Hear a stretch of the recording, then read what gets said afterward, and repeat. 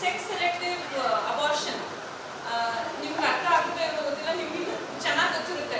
As a lawyer ನಿಮ್ಗೆ ಚೆನ್ನಾಗಿ ಗೊತ್ತಿರುತ್ತೆ. It is very common. ಇದಕ್ಕೆ ಪಾರ್ಷಿಯಲಿ ರೆಸ್ಪಾನ್ಸಿಬಲ್ ಆರ್ ಡಾಕ್ಟರ್ಸ್. ಎಷ್ಟೊಂದು ಜನ 3-4 ಅಬಾರ್ಷನ್ ಮಾಡ್ಕೊಂಡು ಬರ್ತಾರೆ.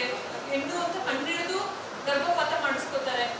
ದಯವಿಟ್ಟು ಎಲ್ಲ ಮಕ್ಕಳೇ, ಹೆಣ್ಣು ಮಗು ಆಗಲಿ ಗಂಡು ಮಗು ಆಗಲಿ, ನಿಮ್ಗೆಲ್ಲ ಗೊತ್ತಿರೋದೇ, ನೀವೆಲ್ಲ ಸಪೋರ್ಟ್ ಮಾಡ್ತೀರಾ ಹೆಂಗಸರಿಗೆ.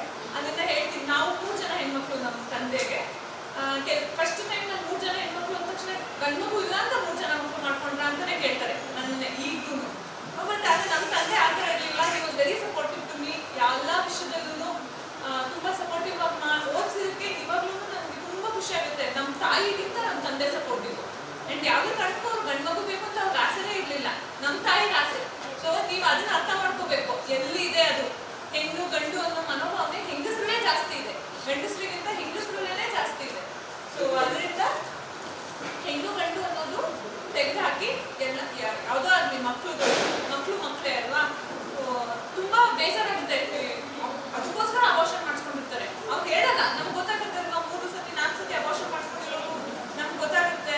ಅದನ್ನ ಕಂಡುಹಿಡಿದಿರೋ ಡಾಕ್ಟರ್ಗಳದ್ದು ತಪ್ಪು. ಅದನ್ನು ಅವ್ರ ರೆಸ್ಪಾನ್ಸಿಬಿಲಿಟಿ. ಮತ್ತೆ ನೀವು ಐ ಥಿಂಕ್ ಫೀಮೇಲ್ ಎಂಪವರ್ಮೆಂಟ್ಗೆ ತುಂಬಾನೇ ನೀವು ಕೆಲಸ ಮಾಡ್ತೀರಾ ನಮ್ಗಿಂತ ಜಾಸ್ತಿ. ಏನೇ ಡೊಮೆಸ್ಟಿಕ್ ವೈಲೆನ್ಸ್ ಆಗಿರ್ಬೋದು, ಅಬ್ಯೂಸ್ ಆಗಿರ್ಬೋದು, ವರದಕ್ಷಿಣೆ ಆಗಿರ್ಬೋದು, ಈ ಥರ ವಿಷಯದಲ್ಲೆಲ್ಲ ನೀವು ಸಪೋರ್ಟಿವ್ ಆಗಿ ಹೆಂಗಸರಿಗೆ ಸಪೋರ್ಟ್ ಮಾಡಿರ್ತೀರಾ. ಆಮೇಲೆ ಹೆಂಗಸರ ಹೆಲ್ತ್ ಅನ್ನ ತುಂಬಾನೇ ನೆಗ್ಲೆಕ್ಟ್ ಮಾಡ್ತಾರೆ.